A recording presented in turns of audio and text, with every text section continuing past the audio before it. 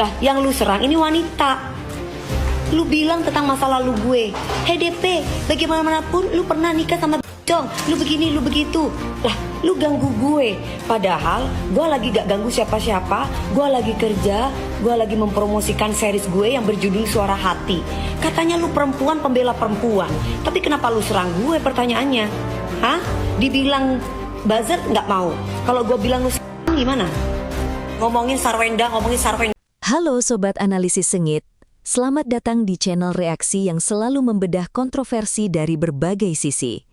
Kali ini, kita akan membahas perseteruan yang kembali memanas antara Sarwenda dan Dewi Persik. Awalnya, persoalan ini berkaitan dengan komentar dan serangan di media sosial. Tapi ternyata, masalahnya tidak berhenti di situ. Masa lalu kembali disinggung, persoalan Ruben Onsu ikut terseret.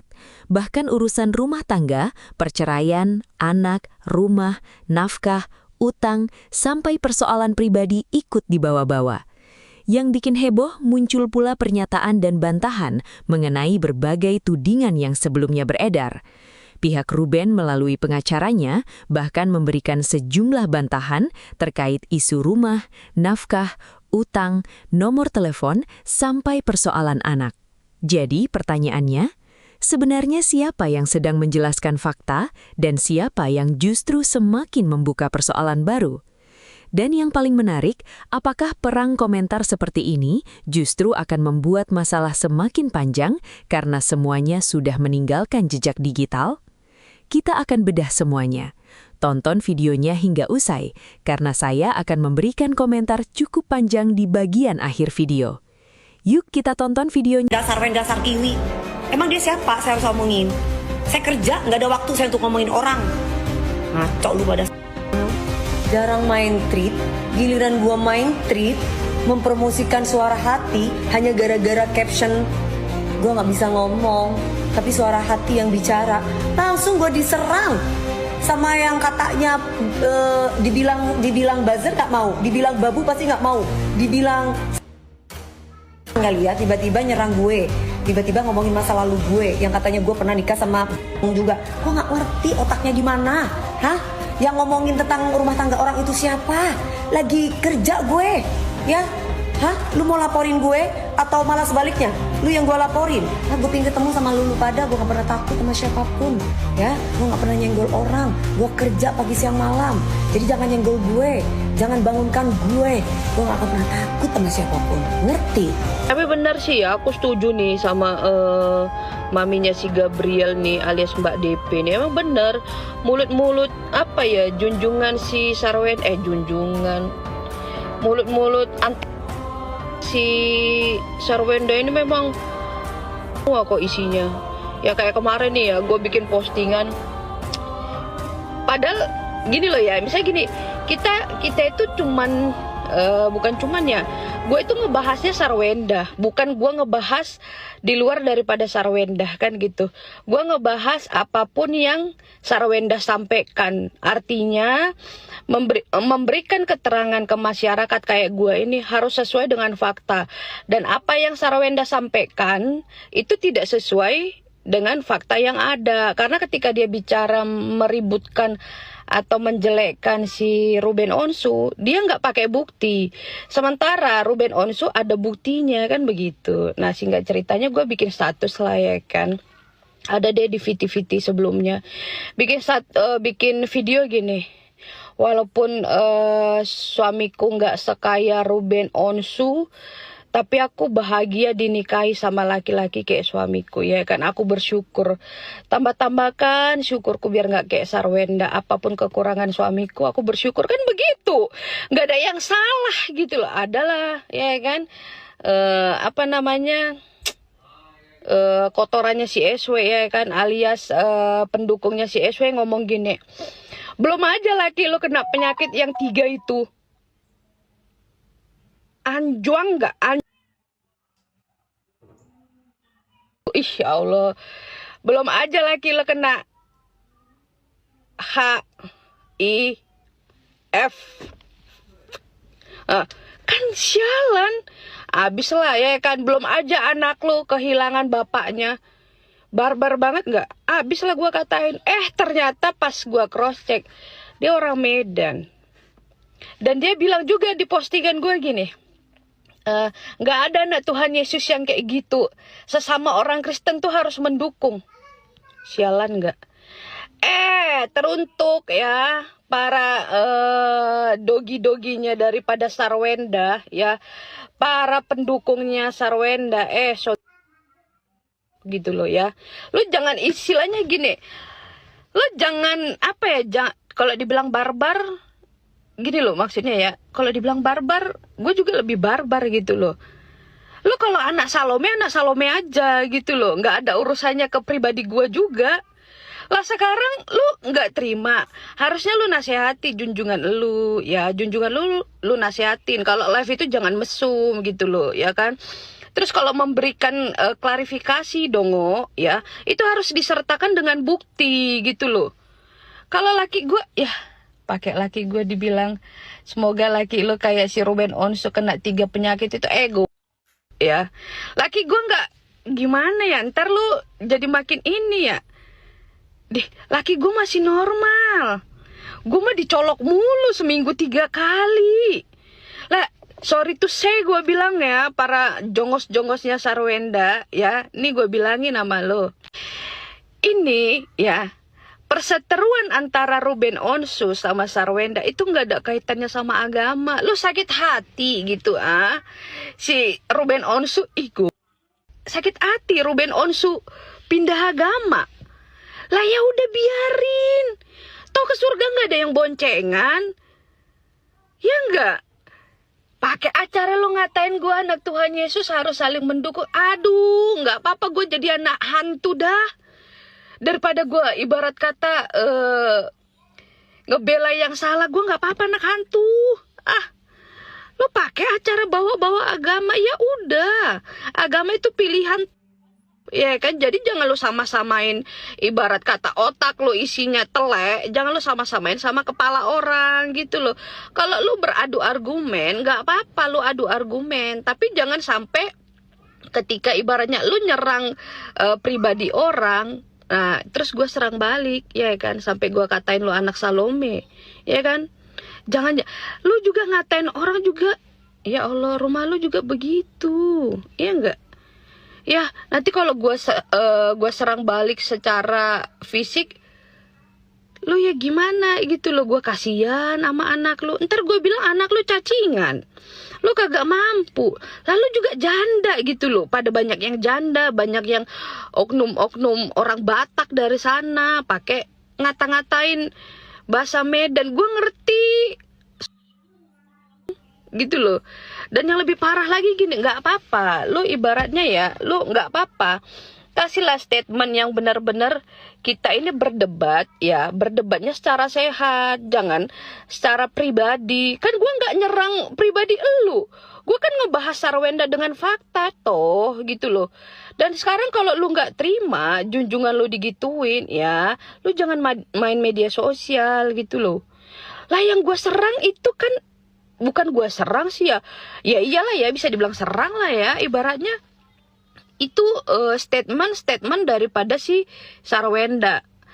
Gue sih seneng ya, gue nggak ada ngefans sama siapapun ya, tapi gue seneng sama Sarwenda itu. Gue seneng dulu dia gimana gue seneng, adem liatnya. Tapi semenjak dia sama si CEO perbehaan itu, dia jadi gila. Itu yang harus kalian buka mata gitu loh. Jangan lihat dari agama seseorang. Si Ruben masuk Islam juga, dia itu pilihan dia, hidup dia. Mau dia masuk surga kek, mau masuk api neraka kek, itu amat gitu loh. Lu ngapa ngurusin agama orang? Agama itu ya bukan menentukan kita masuk surga apa enggaknya gitu loh. Kelakuan lu, ngerti nggak? Lu udah ibaratnya gini, agama lu itu mencerminkan seperti apa Tuhan yang lu puja gitu loh, seperti apa Tuhan yang lu yang lu sembah gitu loh. Jadi jangan bawa-bawa agama dalam masalah si Ruben Onsu sama Sarwenda, ini nggak ada urusannya. Lu kalau punya agama juga Lu nggak bilang gitu juga sama orang, Dongo. Sama halnya seperti masalahnya si Sarwenda yang soal Gunung Kawi.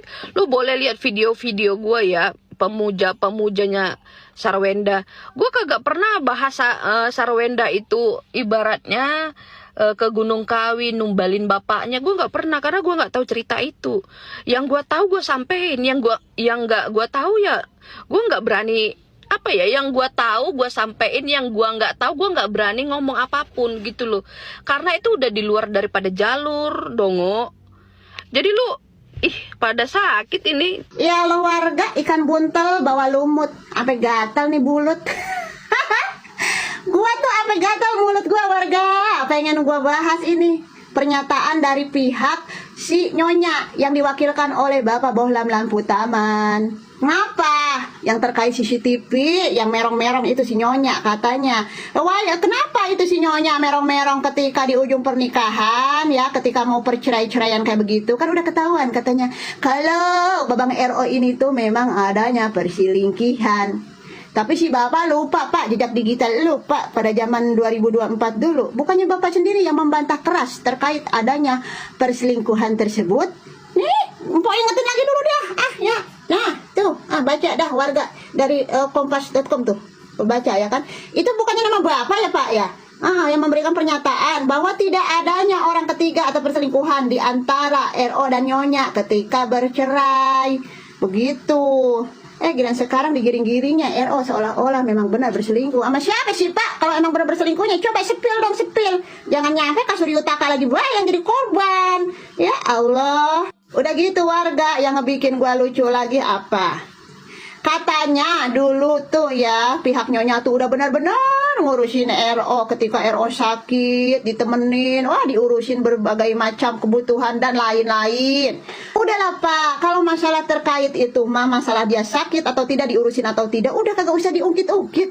Soalnya bukan apa-apa nih Bapak ya. Nanti dari para gerombolan Subagio, kurcaci-kurcaci kayak begitu, suka ngomong bahwa pihak RO ini tuh suka ngungkit-ngungkit. Padahal mah bukan RO yang ngungkit-ngungkit, tapi lu pada yang pada ngungkit. Entah ngomong lagi katanya RO ini drama melulu, klarifikasi. Padahal RO itu bukan klarifikasi, melainkan menjawab semua tudingan-tudingan yang keluar dari mulut-mulut lu pada Bapak dan Nyonya begitu. Ya, kalau bagi netizen yang pintar mah paham, tapi kalau bagi netizen yang pada kagak masuk-masuk di mereka, tetap aja ya di pelintirnya RO ini tuh seorang ayah dan suami yang busuk. Padahal pengorbanan RO buat mereka tuh, buat anaknya, buat bininya, kayak gimana. Ntar ngomong lagi, ada laki ngungkit-ngungkit kayak begitu. Bukan ngungkit-ngungkit ya, tapi mengingatkan. Dari Ruben Onsu aku belajar it takes two for tango ya. Jadi kalau untuk menikah gitu butuh dua-dua, memang harus saling mencintai. Tidak bisa satu aja yang bucin, sangat-sangat mencinta, yang satu tidak cinta, hanya mau untungnya saja, hanya mau materinya saja. Jadi dua-dua harus saling mencintai supaya, karena dalam kehidupan pernikahan ini ada jatuh bangunnya. Ketika keadaan jatuh, dua-dua saling mendukung. Ketika yang satu jatuh, satu tangan untuk menopang. Gitu. Pihak Ruben sudah membalas tudingan Sarwenda di podcastnya Densu. Aku mau rangkumin buat kalian, tapi jangan lupa follow dulu.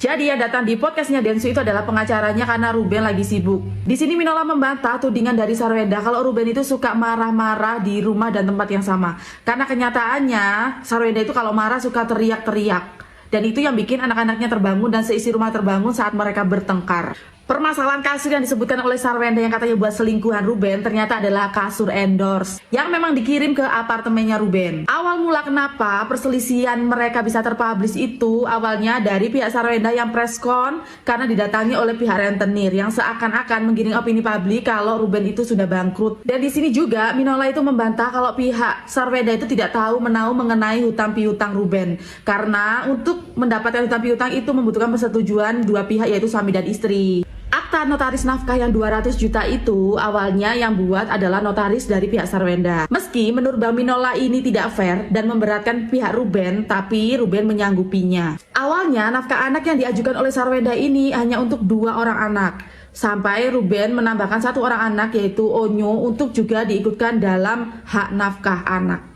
Menurut Minola, Sarwenda ini tidak menghormati akta perceraian karena tetap meminta Ruben untuk menanggung semua kebutuhan dan juga pemeliharaan rumah. Padahal sekarang posisinya mereka sudah bercerai. Mengenai nomor HP yang katanya Sarwenda itu tidak dikasih tahu kalau Ruben ganti nomor, itu salah ya.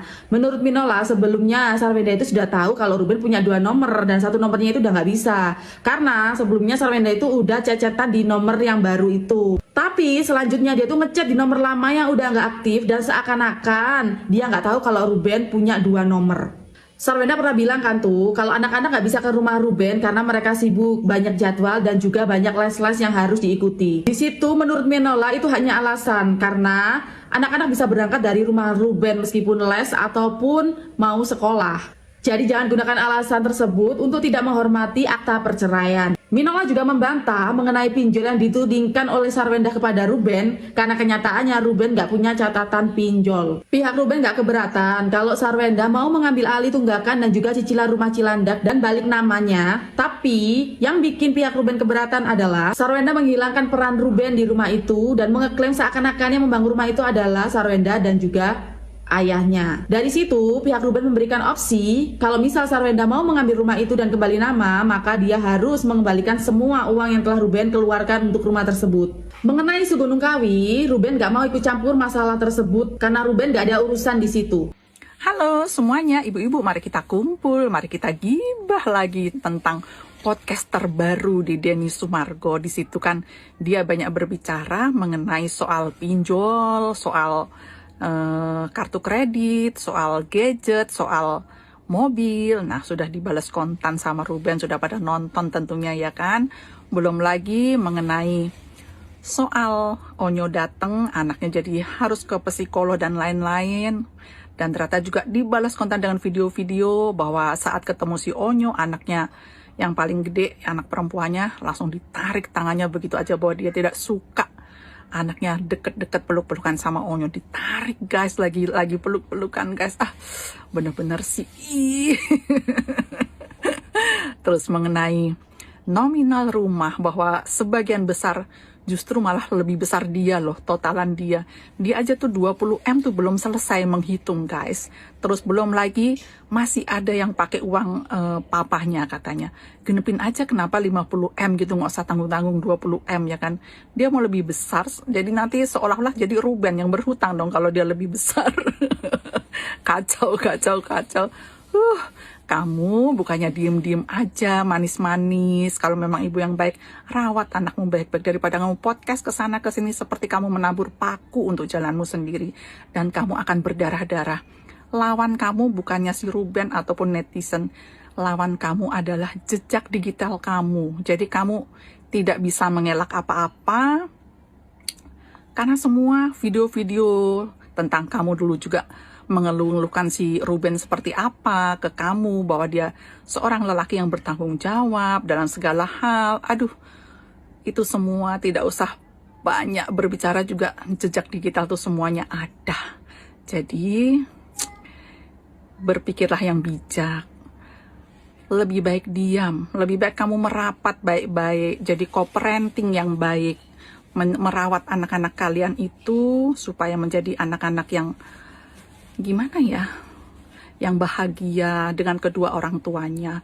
Banyak loh orang yang cerai itu. Kamu lihat Agnes Jennifer, Dilan, Tasya Farasha, banyak lagi lah ya. Itu mereka semua mendekatkan anaknya, walaupun mereka nggak sepenuhnya mendapat uang bulanan dan keperluan anak-anaknya.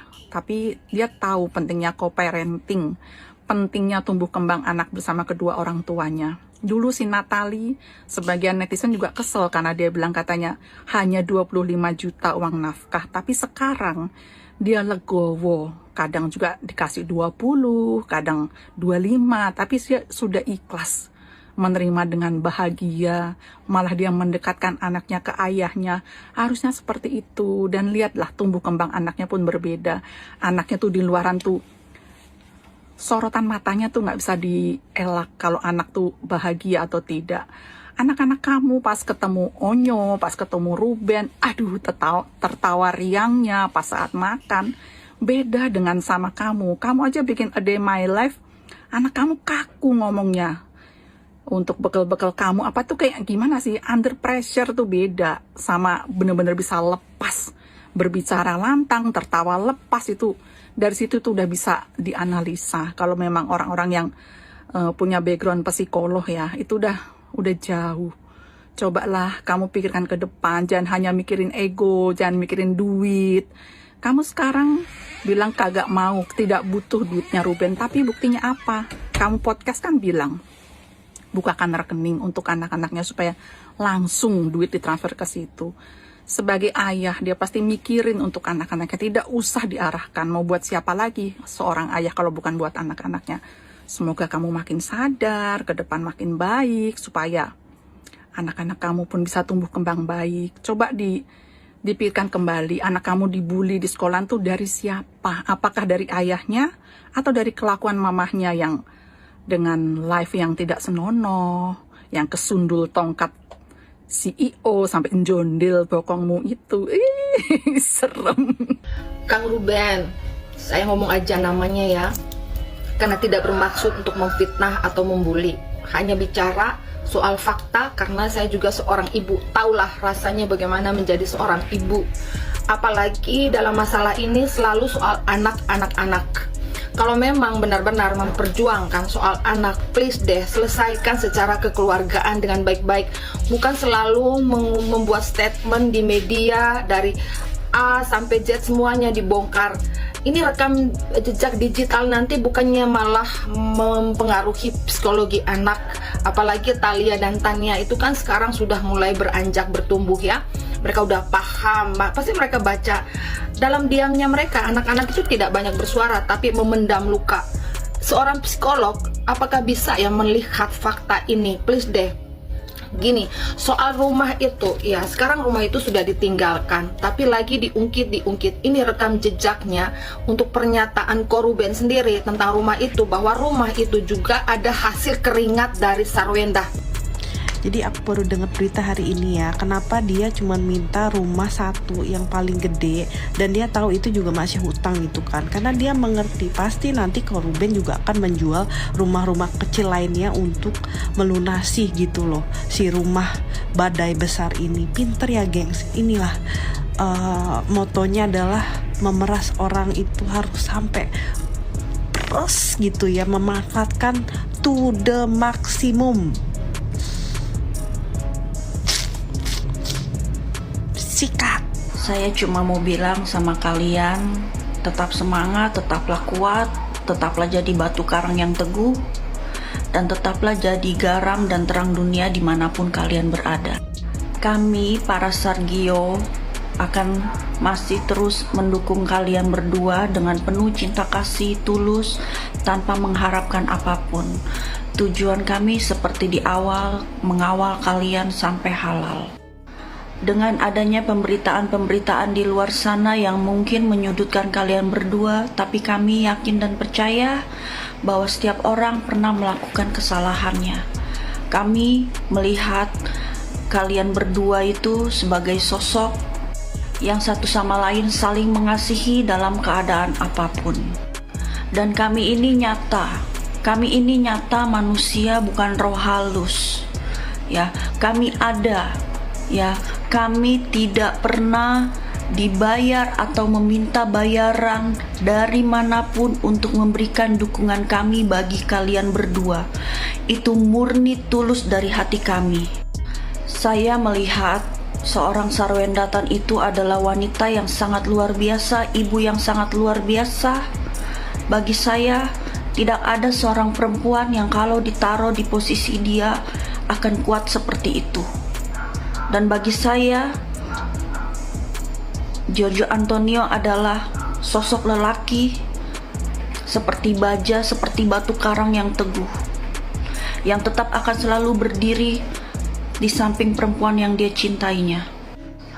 Bagi kami, kalian selalu membawa positive vibes, memberikan cinta kasih, menyalurkannya lewat sosmed. Itu membuat kami mengerti arti dari saling mengasihi, saling mencintai, dan saling menghormati. Dengan keadaan yang terjadi 2 bulan ini, bukannya meruntuhkan kami untuk tidak mendukung kalian, tetapi membuat kami semakin yakin semakin semangat untuk memberikan support untuk kalian berdua.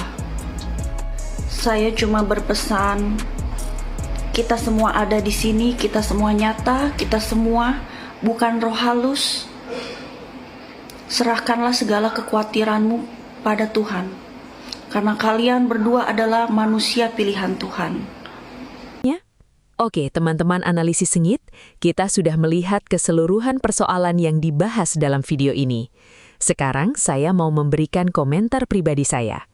Saya tekankan, ini murni pendapat saya setelah melihat rangkaian pernyataan yang muncul dalam narasi tadi. Jadi saya tidak sedang mengklaim bahwa semua tudingan yang beredar otomatis benar. Justru menurut saya dalam persoalan seperti ini, kita harus bisa membedakan mana fakta, mana tudingan, mana bantahan, dan mana opini dari masing-masing pihak. Kalau saya melihat konflik yang melibatkan Sarwenda, Ruben Onsu, Dewi Persik, dan pihak-pihak lain yang ikut memberikan komentar, saya merasa persoalan ini sudah berkembang terlalu jauh. Awalnya mungkin hanya sebuah pernyataan atau komentar di media sosial, tetapi kemudian melebar menjadi pembahasan rumah tangga, perceraian, anak, rumah, nafkah, utang, sampai persoalan pribadi. Ketika semuanya dibawa ke ruang publik, tentu konsekuensinya menjadi jauh lebih besar, karena setiap perkataan bisa direkam, disimpan, dipotong, kemudian dipakai kembali untuk dibandingkan dengan pernyataan di masa lalu. Menurut saya, yang paling penting dalam konflik seperti ini bukan siapa yang paling keras berbicara atau siapa yang paling banyak mendapatkan dukungan netizen. Yang jauh lebih penting adalah siapa yang mampu menyampaikan sesuatu dengan bukti dan tetap bisa mengendalikan diri. Kalau ada tudingan yang dianggap salah, silahkan dibantah. Kalau ada pernyataan yang tidak sesuai, silahkan diluruskan. Tetapi menurut saya, jangan sampai perbedaan pendapat berubah menjadi serangan terhadap kehidupan pribadi, keluarga, agama, atau orang-orang yang sebenarnya tidak ada hubungannya dengan persoalan utama.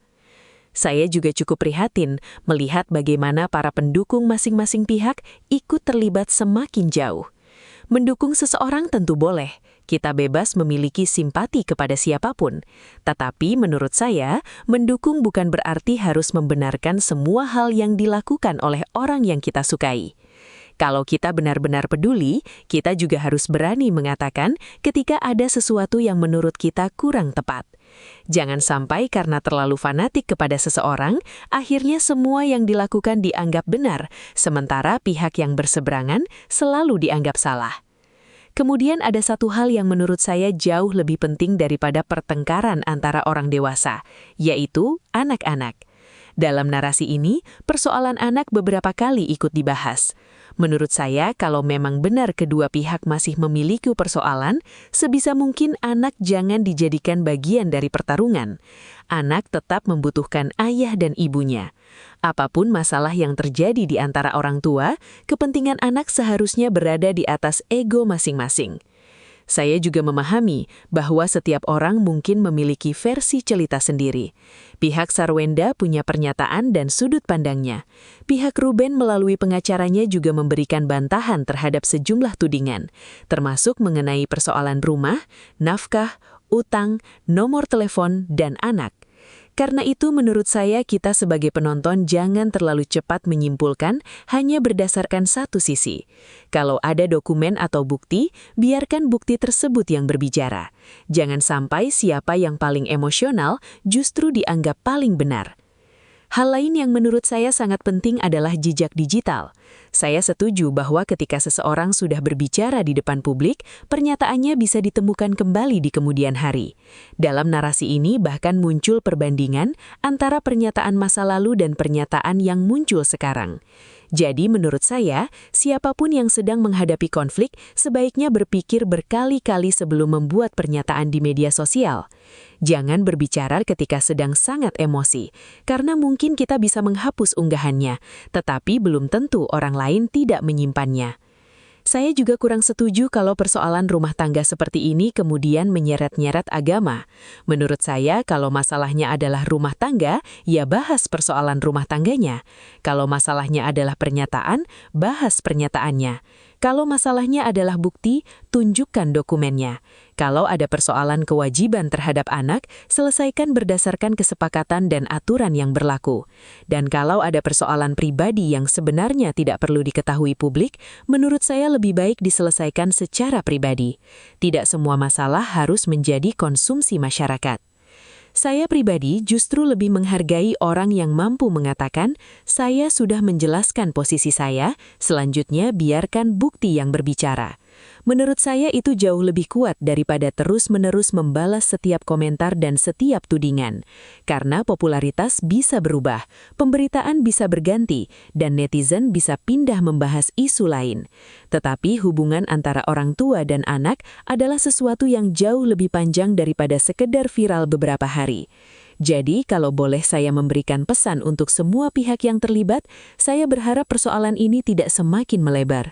Kalau masih ada jalan untuk menyelesaikan semuanya dengan kepala dingin, terutama demi anak-anak, menurut saya itu jauh lebih baik daripada terus berperang melalui media sosial. Tidak harus membuktikan siapa yang paling hebat, siapa yang paling menderita, atau siapa yang paling banyak berkorban. Yang paling penting adalah bagaimana persoalan ini bisa selesai tanpa meninggalkan luka yang semakin besar. Dan untuk kalian yang menonton analisis sengit, saya juga berpesan agar jangan mudah percaya hanya karena sebuah cerita disampaikan dengan penuh emosi. Jangan pula langsung percaya hanya karena seseorang terlihat lebih tenang. Kita tidak berada di dalam rumah mereka dan kita tidak mengetahui seluruh kejadian yang sebenarnya. Kita hanya melihat informasi yang disampaikan kepada publik. Jadi tetap kritis, bandingkan berbagai pernyataan, perhatikan bukti yang ada, dan jangan terburu-buru menghakimi. Menurut saya pada akhirnya bukan soal siapa yang menang di media sosial. Yang jauh lebih penting adalah bagaimana semua pihak bisa mengambil keputusan yang paling baik untuk masa depan, terutama untuk anak-anak yang tidak pernah meminta dilibatkan dalam persoalan orang dewasa. Itu pendapat saya. Kalau kalian punya pandangan berbeda, silakan tuliskan di kolom komentar. Kita boleh berbeda pendapat, tetapi mari tetap berdiskusi dengan kepala dingin dan jangan saling menghina. Kalau kalian merasa video ini menarik, jangan lupa like dan share.